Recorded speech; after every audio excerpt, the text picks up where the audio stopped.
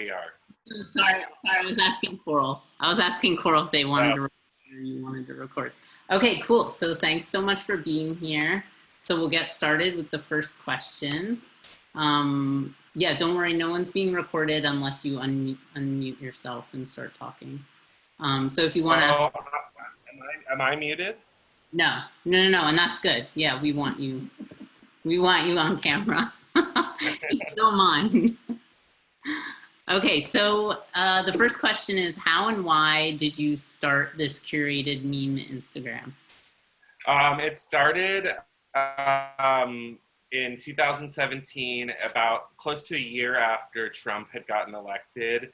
And I was going to a lot of protests at the time and wanting to share information about being at those protests, but not really wanting to do it on my main Instagram or on my main Facebook. So I created a little pseudonym and used it to start sharing information about protests as well as memes. And so it kind of became a little bit of a freedom, a way of having freedom to post things that maybe I didn't want, like employers and think people that were more professional contexts to see. And yeah, it didn't really start picking up on the followers until maybe about a year or two after that, when I moved back to the Bay Area from New York, and I started just posting just more regularly. So I would post more regularly and post these big 10 block photos, using that feature to kind of create little like storybooks of memes. So yeah, it's kind of the origin story. That's awesome. So what sustains you to continue doing this Instagram? I think for me that it's very cathartic in a way. It's like, I look at a lot of internet content every day. And now especially people send me stuff constantly. So it's kind of fun to kind of just like pick and choose like what I feel is like the best content of the day or of the last, 12 to 24 hours, and putting it all together and figuring out what information I really feel needs to go out there and how to package it and put it out there to everybody. Yeah, you post very regularly. Like it's very rare that I will think to go to your account and not have at least one new update, if not a few. Yeah, I usually try to do at least one a day if I can. And usually it's nice because it's kind of like journaling in a way too, because it helps me with, kind of like summarizing what my mood is or where my head is at politically that day or emotionally. So that's probably what my main drive is in keeping it going. And what is your fan base like? Well, when it started off, it was mostly just people that I knew from all around the world. Just like my main contacts, my main friends, and then their friends started joining. And these days, when I really look at my followers, it kind of looks like a lot of very young people. So I think like a lot of people that are like under 25. I definitely think that there's people that are probably under 18 in there too, which I've considered maybe like changing the age bracket on it, because you can do that on Instagram now. You can make it 18 and over. But when I really think about the content that I'm putting out there, I think it's like important. And I don't think that there's anything that's, super, Instagram already doesn't allow you to put anything like pornographic or anything. So I already feel okay about having teenagers see it. So it's a lot of younger people, and I would say a lot more like women and trans and non-binary folks than men actually. And it's so when I come out, and I'll post a selfie every once in a while on there, and people are usually pretty shocked when they see me. So, yeah. Totally. I know, I remember the first time that I saw you and I was like, oh, this is not the person that I was expecting to see. And then I realized that we had like been in the same space before at Mix, and like that we had like, equal friends, and like you had turned from like being like this like you know, meme dealer, basically, like this mysterious meme dealer who I didn't even know, to being like, oh, I'm actually connected to this person. Like I remember going to Coral and being like, you're friends with Catpowerman on Facebook. Posted something from Facebook. So I right away went to your Facebook to see who your mutual friends were, and I was just so excited. Yeah, there's definitely something, there's definitely like a mystique that builds when you don't necessarily put your real name on something, or you kind of like create like a little bit of like a pseudonym. It's like no matter what, like people are going to like build something up around it, you know, and there's going to be a little bit of a shock or a surprise. So, but it's never been the intention to be anonymous or anything like that. Yeah, totally. And what do you have a hater base? And if so, what is it like? Oh, the hater base. Yes and no. I think that, you know, every once in a while I'll get somebody on there who's like maybe a little bit more like right leaning or like libertarian, you know, or somebody that stumbled upon it because they are a Trump supporter and they're just trolling. But I wouldn't say that they're like a base. Like they don't come for me. I've rarely um but you know, I do, like I said, I do have a lot of younger followers, and now like I'm like 35 now, so you know I still consider myself young, but to somebody who's like 19, 20, you know, I'm sure there's certain things about my politics or the way that I present my politics that maybe I'm not seeing fully, or there's a new dimension to it that I need to like, you know, peel back on, and so I wouldn't call them haters, but I definitely am checked pretty often if I have the comments on.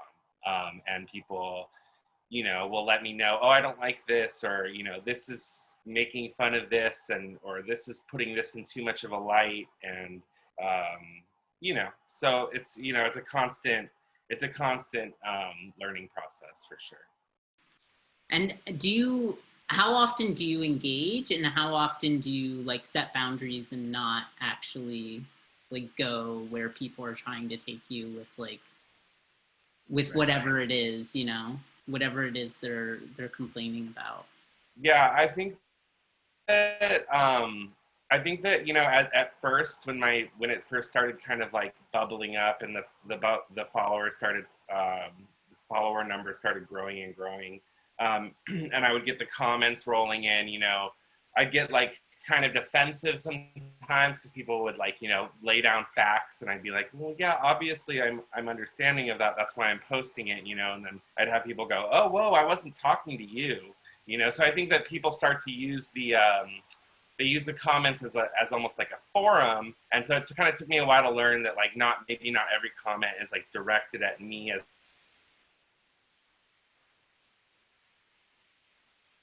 a topic.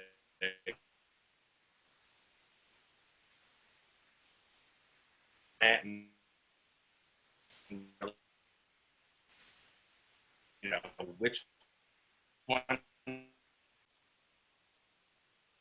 at me and not less lately. You were a bit choppy towards the end there, so we didn't. At least on our end, we didn't. Is everything is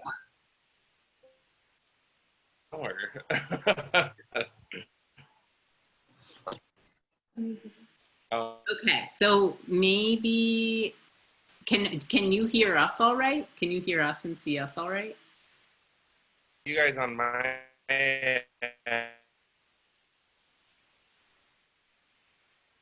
Okay, so why don't we go on to the next question? What is your weirdest meme story? oh, weirdest meme. I mean, you know, something that really like sticks out at me was after the Breonna Taylor murder, and you know, there was a lot of controversy over how to spread that information and get her name trending. And there were a lot of memes that were coming out that were, you know, more more on the funny end of things, or just things that people were familiar with, like the guy turning his head when he sees the hot girl and he's got his girlfriend, like the common memes that you always see. And then people were kind of inserting the, arrest the cops that killed Breonna Taylor into those memes. And a lot of people were saying that was not chill and they were not okay with it. And I totally understand that. Like, it's definitely not like a light topic, but the thing about memes is there's like a way that the algorithm works, and that if you see, if the computer sees a specific meme that's like memed over and over again, it's going to put that in people's explore page. So that's the reason that people use those kinds of like very familiar branded memes to get across these important issues. And so, but at the end of the day, I was getting so much feedback about it being hurtful and people not liking the way that they felt about when they saw a meme like that with Breonna Taylor's name on it, that I decided to stop posting them. But, I heard very mixed reactions from all types of people across the board as to whether or not that was appropriate. There were people saying, oh yes, please, like, get her name out there no matter what it takes, any means necessary. And then there were people saying, like, yeah, this is not really your place to decide how you're going to get justice for her death, and you need to follow these voices if you're going to do that. So I think maybe that was kind of a weird meme story, just because it really made me think. And I still don't really know exactly where I stand on the issue, but I knew that it was causing enough harm to the community to where I felt like maybe I should just step back from it. Yeah, I actually followed along with one of, like, for a little bit, I read some of the comments. You were engaging with someone who was complaining about it, and you were kind of explaining that. It's fascinating that all of this goes, it mostly happens in the comment section, or does it happen in the DMs as well? Like, going through this process? It mostly happens in the comment section, because I think people a lot of times, and it's not always a bad thing, but people really want to be seen saying what they're saying or believing what they're believing. And that can be really helpful sometimes. So that's mostly in the comments. Another thing that happens is like I'd say 90% of the stuff that I share is not my original content. I do make a lot of memes, and I'll like sneak them in, and I stopped watermarking my stuff a while ago, just because I was making a lot of political stuff, and I just felt like, it just doesn't matter. It just needs to be out there. But I'll have people say, oh, I made that. And then a bunch of people saying, well, they made that. Give them credit. And it'll take me maybe a few hours before I look at my phone again. And so then I see this like stream of messages like accusing me of like stealing content. And it's never been my intention to like get credit for the content, or to say like, oh yeah, this is all me who made this, So it's one of these things where it's just, I just want to like reiterate to people that like, I am going to check it. I definitely am all about the credit. Like, this is a lot of it is like how I learn about whose work I'm looking at online. A lot of times we don't even think about who the artist is. And so it's been kind of cool getting a bigger following, because when I do post something, a lot of times it'll go back to that person, and they'll be like, wow, that's my tweet, or that's my art. And then I'm like, great, now I know who it is, and now I follow you. And so it's just, it's kind of, it's a form of community building in a way. And it's not always pretty getting there, Yeah, that's so true. Yeah, totally. And I think, yeah, it's just so important that you're like making these connections and like bringing it to a wider audience. Love it. Did I in the slideshow, were there any of your original memes in there? There were a couple. I was trying to remember which ones they were. I wish I could remember now. I'd have to look again. I'm glad that because I went super early. I went to like the beginning of your feed, and Coral, I think, chose a bunch from more recently, because you had a bunch of mask stuff. But it's there were definitely some in there for sure. I was so surprised, because one of your first memes was I think it was Tina Fey with like all this flair, and she's wearing a mask. Okay. Yeah, that was the first one that I did. Actually, when I first started Cat Power Man, I called it Antifa Fey. That was like the joke, is that it was going to be like the like comedy Antifa page, you know. And so that was why the first picture was that. Yeah, no, I thought it was funny, and it was like a scary fortune telling of the future. So how do you find the other memes that you put up? A lot of it. So I have a couple. I have a really good friend that I actually have known since I was a kid. We grew up in Tucson, Arizona together, and he shares a lot of memes on his story every day. But he'll only do it on his story. So, and usually it's like just for like friends and just for like people in the direct Oakland community, because we both live here. So I'll like go through his stuff a lot. We actually share a lot of stuff. He'll share a lot of the stuff that I share as well. But he's like probably like my number one, and that's like Gossip. He goes by Gossip Girl XOXO, but it's with 2 Z's and a bunch of like underscores in there. So he's a big one.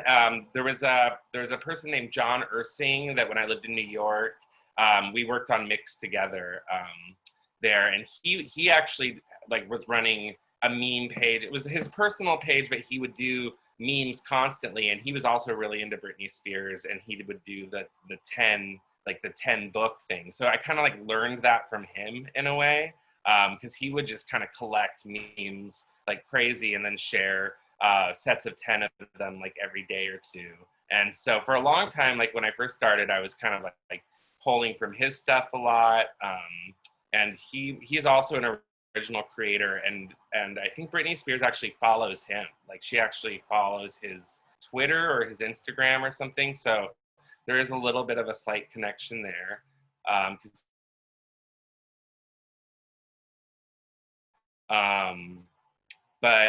Yeah, I mean, you know, a lot of it is just like constantly looking, and you know, I think everyone kind of has their own like world of memes that they could grab from. That's going to be totally different from the person next to you, like depending on what your cultural background is, or depending on who your friends are around the world, or where you come from. Like humor is so different. Like it's just a collection of pretty much everybody that I know, that I follow, you know. So yeah. That's awesome. So would you call those the accounts that you just mentioned, would you consider them your meme dealers? Yeah, I would definitely consider Malachi, who's Gossip Girl, and then maybe like John Ersting, he doesn't do memes as much anymore, but at one point he was definitely a big meme dealer for me.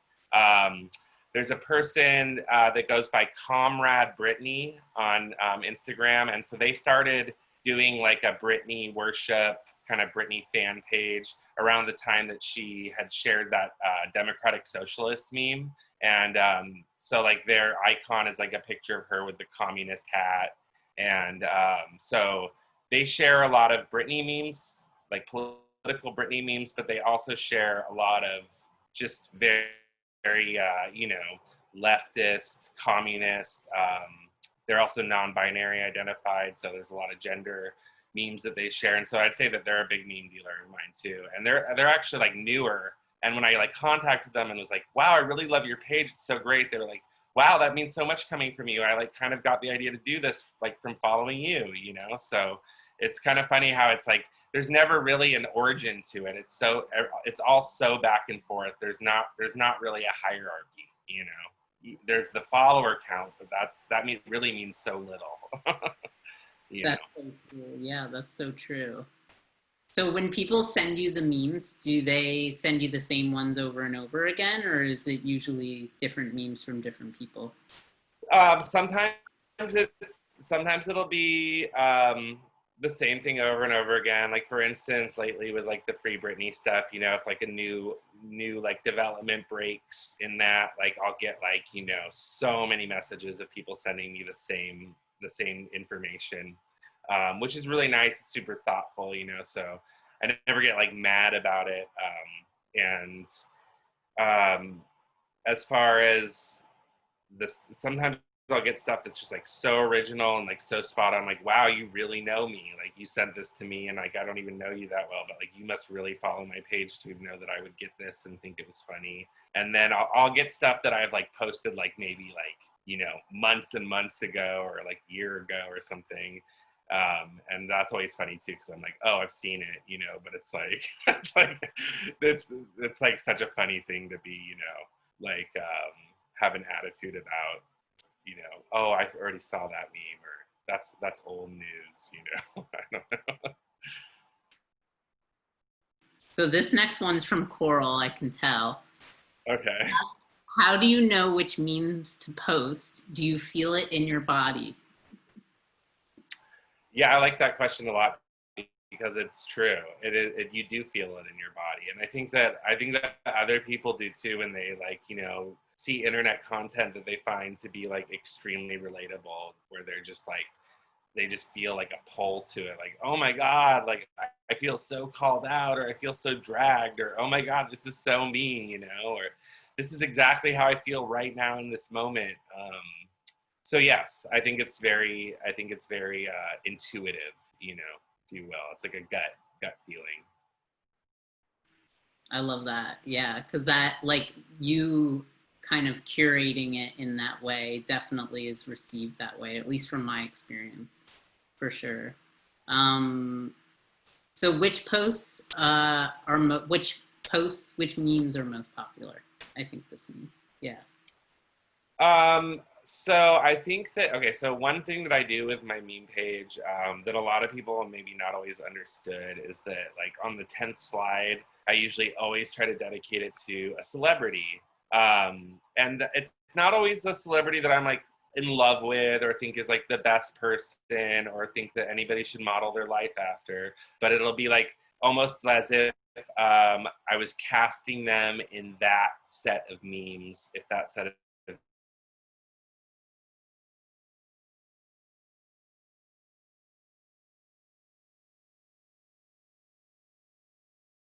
85 million followers and I tag them, that meme will get that set of memes will get more attention because of that tag.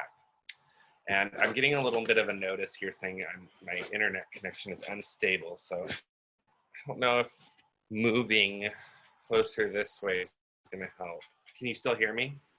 Yeah, there's sometimes where there's a delay where we don't hear what you're saying, but then it kind of catches up. So okay, I think we got all that. Yeah. But yeah, I would say that anything that has like Britney Spears in it, definitely, especially if she's like on the cover of the set of memes, it usually is like extremely popular.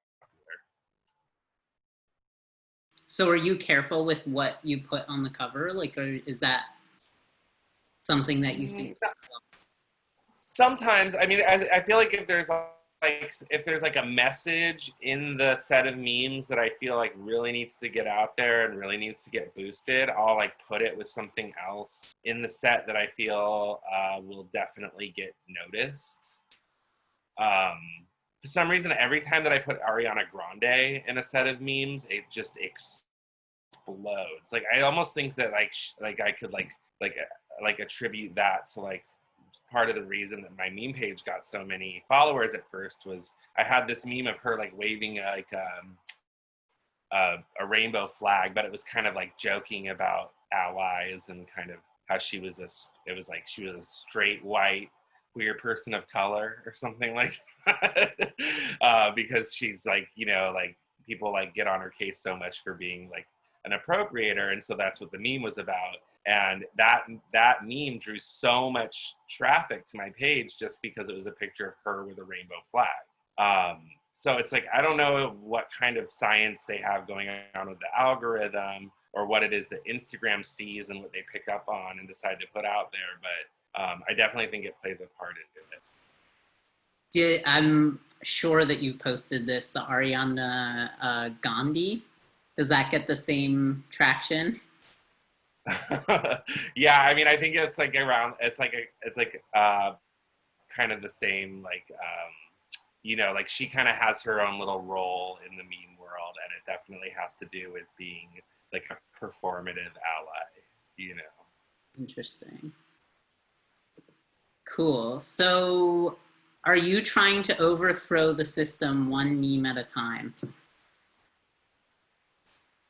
I don't know about overthrowing the system. I definitely think that that would take a lot more manpower, a lot more like physical action. But I do think that memes are like a really important part of information sharing. You know, people aren't always going to read a document that you upload. They're not always going to read an article, an entire article. But if you're able to somehow put like a whole concept or a whole political idea or opinion into something that can be uploaded as a photograph, it just completely changes the game, and it makes it so much easier to share that information, and it makes it so much easier for people who speak other languages to be able to translate that whole opinion into something else, into a whole concept. So, I mean, yes, in a way, I do feel like there's definitely a radicalization that happens within meme culture, because people will come and they'll start following a meme page because something will make them laugh or they'll think it's really funny. But as they're following it, they'll be like, oh, wow, whoever's making these must really love communism, or they must really love, you know, gender, you know, topics around gender and or feminism. And so then they'll like start to pick up on those ideas too, and like start to be able to see the absurdity in things. You know, I've had a lot of people tell me, oh, when I first started following your page, I never really kind of understood what you were saying when you would say like all cops are bastards, or like yes, all cops, or like don't trust any cop, you know. And they said that like after a while of after kind of like reading the comments and like seeing a lot of the content around that subject, that they were able to kind of start like learning on their own why that concept is so heavy on my page. And a lot of them will say that they, you know, end up agreeing with that.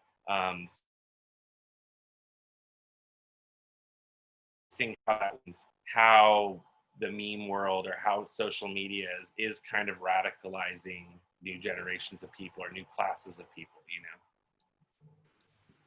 So you just answered the next question. Do you like, are memes educational? Like, obviously, yes. You're saying that. Yeah, I mean, I've had followers tell me like, oh, I'm going to share this in class.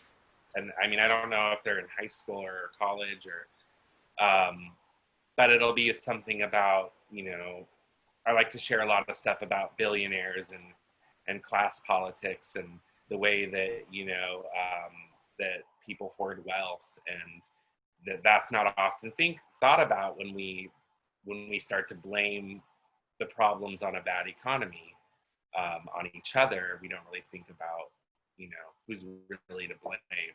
And so I've had people say, oh, I'm going to share this in class, or I'm going to share this with my economic. It does help people kind of understand.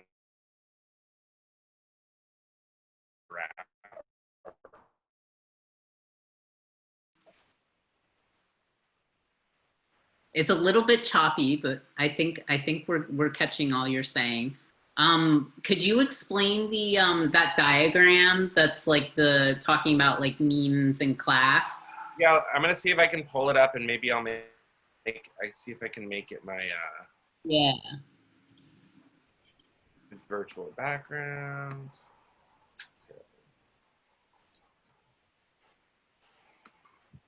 You can also share your screen if you want. It's up to you. Oh, I think I tried to do that and it wouldn't let me, but maybe it will now. I just changed it. Yeah, I just changed the settings.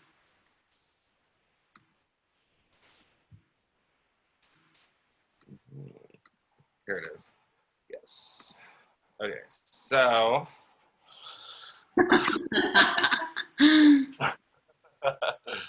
don't know if that reads, but so basically it's like a little graph, and you got art that's made by rich people, made for rich people by rich people is opera, and then you have art that's made for poor people,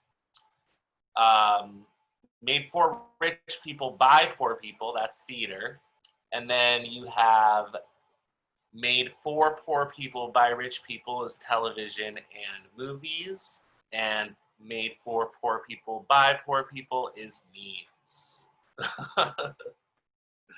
So there's that. That's fantastic. Thank you. Yeah.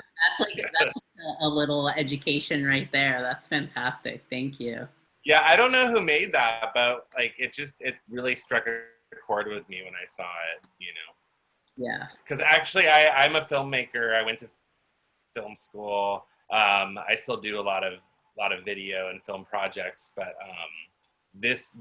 doing the meme page has really been like an awesome way for me to really be able to like take these concepts and make them super accessible, and not only make them accessible to other people, but make them accessible to myself to be able to share them so quickly, Yeah, I see your pin there. Do you want to do a plug for your TV station?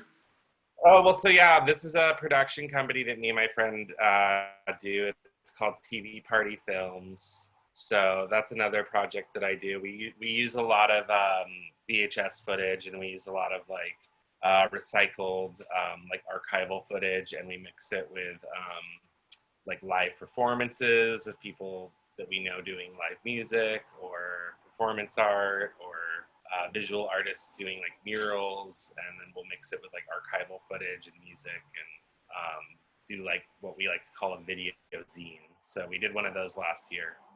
That was one of my more recent projects. Cool. So do you find humor revolutionary? I do. I really like humor. I really like comedy. I really look up to comedians and kind of think of them as modern day philosophers in a lot of ways. But I do think that there's a stigma associated with comedy and humor for a lot of people. I think a lot of people can find it harmful or find it hurtful, and I think there's work to be done around that, and finding space for everybody to enjoy humor in the same way, Totally. So do you ever get sick of memes? Yeah, I think that I'll definitely go through periods where I'm like, God, I need to like give this a rest for a week, and I have. I think that for me, it's mostly just the staring at the phone, or like the being glued to my device that'll really get to me, where I'm just like, okay, it's definitely having to build boundaries around that, and saying like, okay, like I'm going to give myself an hour to work on this now, and then put my phone away and not use it for a few hours, So definitely have gotten sick of memes for sure. I haven't gotten sick of your memes. I hope you know. Can you explain Free Britney, and have you made contact with her? Yeah, so Free Britney, I found out about it maybe about a year and a half ago. I've always been kind of a peripheral Britney fan. I've never seen her live. I've never in high school when Britney Spears was popular amongst my friends, I was never that into her because I was like a punk, and I always was just kind of like too cool for anything mainstream like that. But as I got older and I came out as gay, and I'd go to gay clubs and hear Britney Spears all the time, and then she like shaved her head, and she like, had her meltdown, and I listened to that album Blackout probably a bazillion times. That was kind of like my big introduction to Britney Spears, and started really following her career since then. And about a year and a half ago, this Free Britney hashtag started popping up a lot on my timeline or on my feed, because I would share a lot of Britney content, and looked into it, and I always knew that she had some kind of like legal thing happen in 2008 after her meltdown, and she had her comeback, and she came back, and she was always a little bit off, and everyone was always kind of like, oh, what happened to her after her breakdown? She just got like normal, and that was it. But what had happened was her dad had taken control of her conservatorship, and no one ever really questioned it from that point on, but that he was still in charge of it. So it was like, after all these years, this guy is still controlling all of her assets and everything that she's done. And so it just starts to look more and more sketchy when you read about it, because she's been working the whole time, and we're also being told that she's too disabled to work. So it's like this very strange like kind of conundrum that you can't really figure out if you're one of her fans. But then when you really look into it on a deeper level, it just says so much about celebrity culture and how we idolize and like idol worship people, and then expect them to provide us with entertainment, and we don't ever really question what their lives look like, and how just how, like, you know, she was a child star, so it's like how these children are just like trafficked through their whole life to like be these stars, and then like never really given an opportunity to just like make like real art that they want to make, like that's, you know, for them.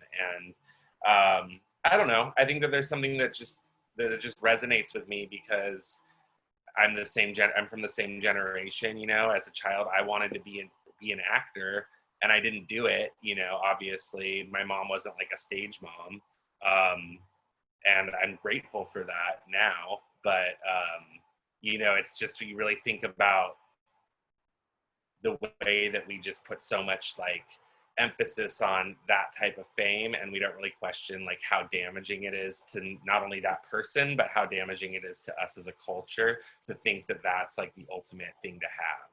And so Free Britney for me is, a lot of it is about like kind of questioning the industry as a whole and saying, hey, wait a minute, like this needs to end with her. We don't want more Michael Jacksons. We don't want more Princes. We don't want more, you know, people like going crazy and like, you know, losing everything so that other people can want to be famous as well. It just doesn't make any sense to me. So I think that it's just about questioning that aspect of capitalism, you know. Yeah, totally. Yeah, and I think it says something too about like the rights of people who are disabled, like for whatever reason. I mean, the whole Definitely.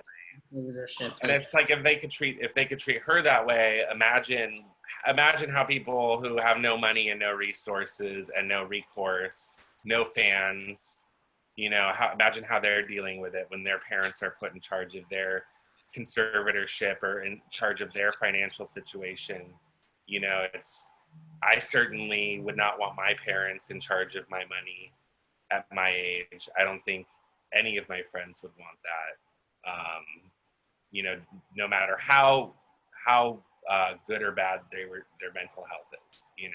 So yeah, it's true. Thank you for shedding some light on that situation, because I think it can be really, at least for me, when I first saw the hashtags and I first saw you posting about it, it's kind of an overwhelming concept to think about, but kind of the way that you talk about it makes it an important issue that, you know, people kind of maybe gloss over because it is like such a it's a celebrity topic, you know. exactly. So it's like people don't take it that seriously at first, and I have to admit I didn't either. And you know, I was connecting with a lot of the Free Britney people online at first, and it would be like these, you know, it'd be like these like young gay boys that lived in like Greece or something, and they would be like, free Britney, and they'd be like, you know, posting these pictures of her as like this revolutionary icon. And you know, this is at a time when we're dealing with, you know,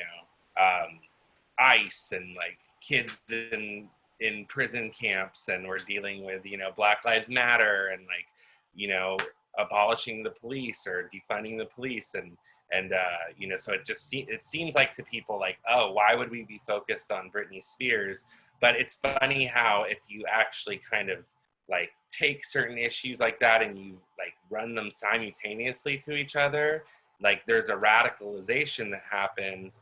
And it's very similar to what happened with like K-pop and the Trump rally, and they got all those K-pop fans to get tickets to this Trump rally, and then they're like, no one showed up. And there's something like very similar, I think, happening with the Free Britney thing, where you're finding a lot of these Free Britney people will start bringing up these topics about feminism, or bringing up topics about, you know, equal pay in the industry, or talking about, you know, disability rights, or, you know, things will come up like someone will say something negative about, you know, Black Lives Matter or something, and somebody in the Free Britney community will, and then, you know, everyone will pounce on them like, wait a minute, no, you can't be, you know, anti-Black Lives Matter and be Free Britney, and this is why. And I've like seen like TikToks like that. So it's just interesting how like these kind of the movements that happen online end up enveloping a bunch of movements with them, you know. Yeah, it's so true. The way that I like have been hearing it be described recently, and it's really helpful for me to think about it this way, is like, okay, it's taken us like what, something like 35 years to kind of really understand and talk about and have a public discourse around Kimberly Crenshaw's idea of intersectionality. And it's so important to understand prejudices as being intersecting and overlapping. But on the flip side, it's also really important and powerful to understand activism as being the same exact way. So actually the solutions are also overlapping and all intertwined. So that's, yeah, it's awesome that you kind of have that idea going into like all the work that you're doing, and it shows with your memes. Like it definitely shows up for me. So I just want to be conscious of time. We have minutes left. Let me see. Do you have any questions that you want me to ask? There's only a few more left. No, I didn't really answer whether or not I had like made contact with Britney personally, and I just want to say no. I haven't ever personally made contact with her. I do have a very good friend that was one of her backup dancers in her Las Vegas show. And then, like I said, she follows my friend John Ersing's Twitter. And, you know, I've made contact with one of her former assistants. And so, like, there's definitely like, you know, some kind of contact being made there, but it's never been direct or anything like that. So I just want to be clear about that. Okay, so maybe you could answer, what is your favorite meme of all time? Oh gosh. I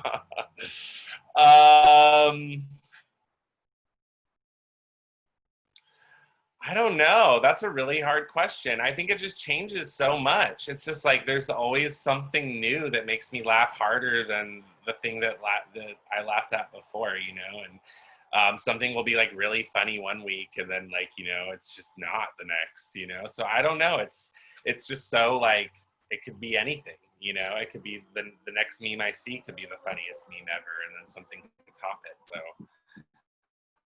I don't know. So not a disappointing answer. No worries. I like that answer. Do you have any advice for people who want to make memes? Absolutely. I'd say to just do it and to like trust your impulses. I think that's the best way to do most art. And the thing with memes is that's exactly how it works, is it's just like the quicker you can get it done and put it out there, the better. And that's the advice I have for anybody who looks at my page and maybe isn't that hot on my content or doesn't think that what I do is that great. You know, it's like, go start your own thing, like curate your own meme page, or, you know, make your own original content page, and I'll follow it. You know, like we need as much content out there as possible, and we need as many voices to echo these ideas over and over again. So my advice is to just do it, you know, for sure. Okay, can you answer one more question from the audience? Mm-hmm. Okay, so Shannon asks, are any memes not acceptable, unethical to make public? Where do you draw the line? And then in all caps, BTW, I love your content, Gentry. That's very sweet. I would say that, Well, I would say that, you know, there's definitely like cultural concerns. Like I definitely will not post any memes that have the N word, even if it's like playful, like even if it's just like, yo, like my friend, blah, blah, blah, you know, it's like, I'm just not like, I just like won't do it. Like, even if it doesn't have to do with that word itself, it's like, nope, like that's like a hard line for me. I think that also just like maybe like really listening to your audience, and like if people are like really not comfortable with something that you've posted, it's really important to just like listen to that, and like even if you don't necessarily agree with it right away, to like just like take it down and then like reflect on it yourself, you know, and like really look at it. Maybe ask like your peers and people that you trust, like, what do you think, before posting something, if you even have just like a little inkling in yourself that there might be something weird about it, or you're not sure. That's usually a pretty good indication that you should try to get like a second opinion, you know. Yeah, that's really good advice, actually. So I'll just say that the Jeff wrote in the chat, 2 of your memes are in my story right now. Posted them before I saw the post about this interview. Haha. So Cool, thanks, Jeff. I'll share them to my story as soon as I see them. So I want to thank you so much for letting us pick your brain, and connecting and being so open and honest about the work that you're doing. And yeah, just I could probably spend another hour asking you lots of questions, but I'll keep it short. And is there anything that you would like to say? Just thank you so much for, you know, thinking of this idea. I've never been asked to be interviewed about my meme page, so it was super fun. And it definitely gave me the ability to think about it in a different way. And I just really appreciate all the love from everybody that tuned in and from you guys. And wish you the best of luck on your festival. Awesome. Thanks so much, Gentry. And I'm going to stop the recording now. Cool.